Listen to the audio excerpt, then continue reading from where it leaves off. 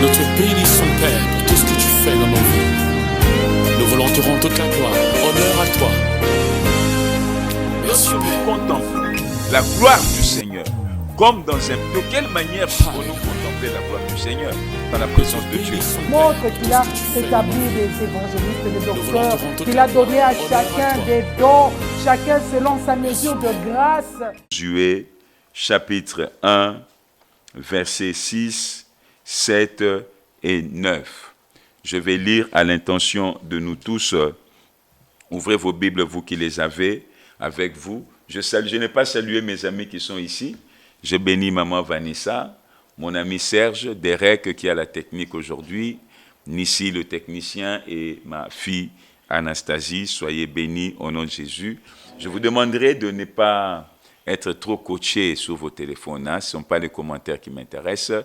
Je veux que vous puissiez me suivre et participer au message et réagir. Amen. Amen. Voilà. Nous allons lire ensemble. Donc, lisons Josué 1, verset 6, 7 et puis verset 9. Fortifie-toi et prends courage, car c'est toi qui mettras ce peuple en possession du pays que j'ai juré à leur père de leur donner. Fortifie-toi seulement et aie bon courage, en agissant fidèlement selon toute la loi que Moïse, mon serviteur, t'a prescrite. Ne t'en détourne ni à droite ni à gauche, afin de réussir dans tout ce que tu entreprendras. Dans tout ce que tu entreprendras. Verset 9. Ne t'ai-je pas donné cet ordre? Fortifie-toi et prends courage. Ne t'effraie point et ne t'épouvante point, car l'Éternel, ton Dieu, est avec toi dans tout ce que tu entreprendras. Fortifie-toi et prends courage. Fortifie-toi et aie bon courage. C'est là le thème que je commence à développer avec vous à partir d'aujourd'hui. Alléluia. Amen. C'est Dieu qui a parlé à Josué avant que Josué ne commence les conquêtes vers la terre promise. Dieu lui a parlé pour lui dire « Fortifie-toi et prends courage ». Alléluia. Amen. Et par le fait que Dieu dise, d'abord, c'est un ordre. Dieu a dit, c'est un ordre. Nous accordons à ce principe une importance particulière. Parce que là, Dieu dit, c'est un ordre que je te donne, d'être fort et d'avoir du courage. Amen. C'est un commandement, un ordre que chaque enfant de Dieu doit observer. Chaque enfant de Dieu doit être fort. Chaque enfant de Dieu doit être courageux. Voilà pourquoi même dans mon équipe, les gens qui travaillent avec moi, j'aime que ceux qui travaillent avec moi soient courageux. Amen. Amen. Des gens courageux, des gens forts, et non des craintifs, et non des peureux. La vie est faite pour les gens qui sont forts. Amen. La victoire est pour ceux qui sont forts. Amen. Alléluia. Amen. Et Dieu dit, et deuxièmement, j'allais dire, le deuxième élément qui nous montre l'importance de ce principe, c'est que c'est revenu 3 fois, Derek.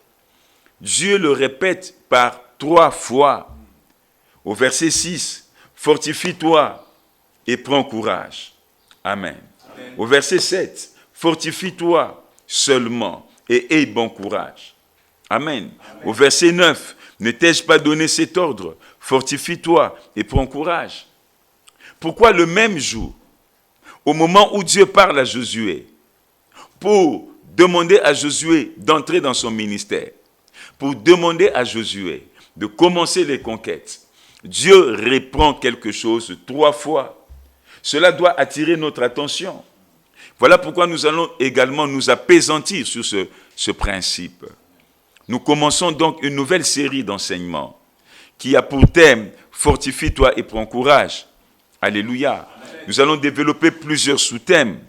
Aujourd'hui, je pense, par la grâce de Dieu, je vais vous parler de 4 choses essentielles, 4 domaines importants dans lesquels le chrétien doit apprendre à se fortifier. Alléluia. Amen. Alors, pourquoi est-ce que Dieu donne-t-il ce principe à Josué d'être fort. Amen. Aujourd'hui, Dieu ne parle pas à Josué, Dieu te parle à toi. Il te demande d'être fort, il te demande d'être courageux. Mais pourquoi donc? Il y avait deux choses essentielles pour lesquelles Dieu donnait à Josué cet ordre. La première chose, le premier point, alléluia. Amen. Il dit à Josué, pour que tu entres dans le pays que j'avais juré de vous donner. La terre promise pour Josué représente deux choses. D'abord, lui-même, c'était une bénédiction pour lui d'entrer dans la terre promise. C'était sa destinée d'entrer dans le pays de Canaan. Le pays de Canaan représente donc notre destinée sur la terre. Notre destinée sur la terre. Vous comprenez ça? Donc, pour entrer dans ta destinée, il faut être courageux, il faut être fort. Nous le voyons dans quel verset? Écoutez, au verset 2, Dieu dit à Josué, « Moïse, mon serviteur, est mort. Maintenant, lève-toi, passe ce Jourdain, toi et tout ce peuple, pour entrer dans le pays. » Alléluia. Amen. Passe ce Jourdain, toi et tout ce peuple, pour entrer dans le pays. Donc, Josué devait entrer aussi dans le pays de Canaan. Ce pays représente donc une destinée pour Josué, la destinée de Dieu, le plan merveilleux de Dieu pour Josué, comme pour Israël également. Toi aussi, Dieu a un plan merveilleux pour toi. Toi qui me suis, Dieu a un plan merveilleux pour toi. Pour que ce plan merveilleux de Dieu, cette destinée de Dieu s'accomplisse dans ta vie, tu dois être fort et tu dois être courageux. Amen. Amen. Tu dois être fort, tu dois être courageux. Et c'est un ordre. Pourquoi c'est un ordre? Pourquoi Dieu insiste? Pourquoi Dieu fait savoir à Josué que c'est un ordre? Parce qu'il y a des choses que Dieu ne fera pas. C'est à toi de le faire. Il y a des choses, si tu ne les fais pas, rien ne se fera dans ta vie. Alléluia. Tu as une responsabilité. Dieu était donc en train d'insister auprès de Josué pour lui faire savoir sa responsabilité. Pour lui faire comprendre que si lui, Josué, ne faisait rien, rien ne se passera dans sa vie. Si lui, Josué, n'était pas courageux, il n'y aura rien dans sa vie. Cela est tellement vrai qu'au verset 7, écoutez ce que Dieu dit à Josué. « Fortifie-toi seulement et aie bon courage en agissant fidèlement, selon toute la loi que Moïse, mon serviteur, t'a prescrite. Ne t'en détourne ni à droite, ni à gauche, afin de réussir dans tout ce que tu entreprendras. » Ça veut donc dire que la réussite des projets, des entreprises de Josué dépendait en grande partie de sa force et de son courage. Amen. Derek, as-tu déjà compris cela? Alléluia. Amen. Mon ami qui me suit, là où tu es à la télé, alléluia. Amen. Patrick, Suzy, Jacques, Tekomilemi, alléluia. Déborah, vous qui me suivez à l'église de maison de Papa Baudouin, Maman Irène, Vicky, héritier, vous qui me suivez, sachez-le, votre destinée, votre réussite dépend en grande partie de votre force et de votre courage. Amen. C'est un ordre de Dieu. Dieu fera sa part, mais toi aussi tu as une part de responsabilité. Amen. Ce qui fait que ne t'attends pas à ce que Dieu fasse tout dans ta vie. Il y a des choses que Dieu ne fera pas. C'est à toi de les faire. Amen. Alléluia. Amen. Dieu ne va pas aller parler à une sœur pour que toi tu l'épouses. S'il le fait, c'est une exception. S'il l'a fait pour quelques-uns, c'est une exception qui ne fait que confirmer la règle. Amen. Alléluia. Amen. Dieu dit à Josué, fortifie-toi, prends courage en agissant. C'est Josué qui devait agir. Il devait agir avec courage. Il devait agir avec force, pas de n'importe quelle manière. Voilà les choses dont nous allons parler à partir de maintenant, tous les dimanches. Et je suis convaincu que quelque chose d'extraordinaire commence à arriver dans ta vie. Amen. Ta vie sera changée. Amen. Ta vie sera bénie. Donc, l'intérêt de ce principe est, comme je le disais, double, à 2 dimensions. D'abord parce que la destinée de Josué, la réussite de Josué, des entreprises de Josué, des projets de Josué, dépendait en grande partie, en plus de la grâce de Dieu, de son courage et de sa force. Et je te le dis à toi aussi. Ta destinée, ta réussite, ta victoire, ton progrès, ton avancement, ton succès dépend en grande partie de ce que tu feras, de tes actions que tu feras. Et tu dois avoir du courage. Tu dois avoir de la force. Alléluia. Et la deuxième chose qui montre l'intérêt de ce principe, c'est quoi? Dieu dit à Josué, et ça, c'est au verset 6 maintenant. Il lui dit, fortifie-toi, prends courage, car c'est toi qui mettras ce peuple en possession du pays que j'ai juré à leur père de leur donner. Alléluia. Amen. Fortifie-toi, car c'est toi qui mettras ce peuple en possession du pays que j'avais juré à leur père de leur donner. C'est quoi? Pour que Josué fasse entrer le peuple d'Israël dans sa destinée, il devait être fort et il devait être courageux. Alléluia. Amen. Pour que Josué réussisse sa mission, il devait être fort, il devait être courageux. C'est le dernier principe dans notre classement, dans notre étude. Nous l'avons classé en dernier lieu à cause de son importance. Alléluia. Amen. À cause de son importance, tu ne réussiras pas ta mission. Tu ne réussiras pas ton ministère si tu n'es pas fort, si tu n'es pas courageux, mon frère. Amen. Tu dois être un homme courageux. Tu dois être un homme fort pour réussir ta mission. Amen. Pour réussir ton ministère. Amen. La mission de Josué était son ministère. Amen. Mon ami Derek, si tu n'es pas courageux, tu ne feras pas le ministère. Amen. Alléluia. Amen. Ma fille Vanessa, si tu n'es pas courageuse, tu ne feras pas de ministère. Même le mariage, la vie conjugale, c'est un ministère. Amen. Alléluia. Amen. S'occuper des orphelins, c'est un ministère. L'évangélisation, c'est un ministère. Amen. Faire l'affermissement, les affermissements des règles, comme tu le fais, c'est un ministère. Amen. Mon ami ici, s'occuper des instruments, comme tu le fais, c'est un ministère. Faire le protocole, c'est un ministère. Être intercesseur, c'est un ministère. Être avocat, c'est un ministère. Être magistrat, juge, c'est un ministère. Être président de la République, c'est un ministère. Avoir en charge un ministère sur le plan national, c'est aussi un ministère divin. Ça demande la force, ça demande le courage pour réussir dans ce que vous entreprenez. Alléluia. Amen. La vie, ce n'est pas pour les mous. Ce n'est pas pour les faiblards. Ce n'est pas pour les pleurnichards. Amen. C'est pour les hommes forts. C'est pour les hommes courageux. C'est pour les hommes audacieux. Amen. Ceux qui savent oser avec Dieu. Avec Dieu. Alléluia. Amen. C'est ce que Dieu est en train de dire à Josué. De ne pas être courageux comme les gens du monde qui sont courageux dans la criminalité, qui sont courageux à extorquer les choses d'autrui. Non, mais être courageux en agissant fidèlement selon la parole de Dieu. Alléluia. Amen. Être courageux en agissant fidèlement selon les principes de Dieu. Alléluia. Amen. C'est ce que Dieu demandait à Josué.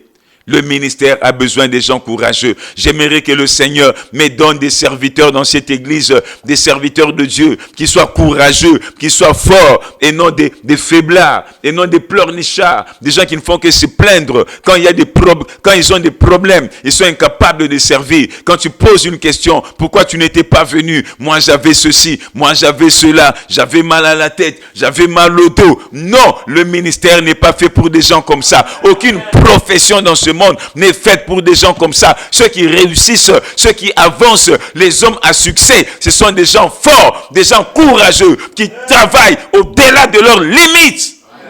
Soyez forts et courageux. Vous qui me suivez à la télé, vous mes enfants de la nouvelle alliance, soyez forts et courageux. Vous qui me suivez dans vos télévisions, vous qui me suivez derrière vos téléphones, soyez forts et courageux. Vous qui me suivrez en différé, soyez forts et courageux pour réussir.